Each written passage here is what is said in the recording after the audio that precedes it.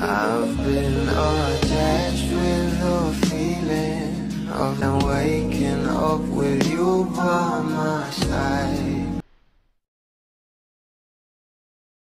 Inaabangan na nga ng maraming Badlies ang magiging kaganapan ng ating Donnie at Belle ngayong taong 2024.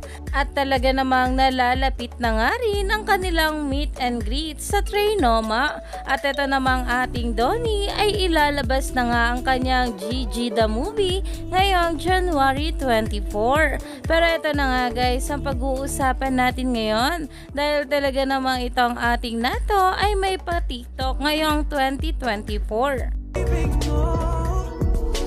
Kahit anong gawin mo, hindi na magbabago, ganun pa rin to.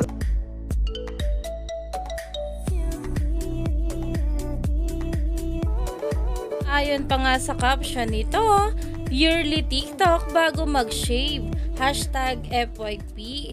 At talagang umani nga agad ito ng maraming views at umabot nga ng 3.3 million. At ayon pa nga dito, paano kung sa last part biglang may sumilip? Nakauuwi lang from Japan no? Baka bigla akong mag-asawa. Maunahan ko Don Bell. Dahil kagabi nga lang ito pinost ng ating Donnie Pangilinan. At uwi nga rin iyon ng ating Belle Mariano dito sa Pinas. Kaya naman marami na naman tayong dapat abangan sa ating Donnie at Belle Mariano. Ngayong back to work na nga rin sila sa kanilang teleserye na Can't Buy Me Love. Kaya naman stay tuned lang tayo for more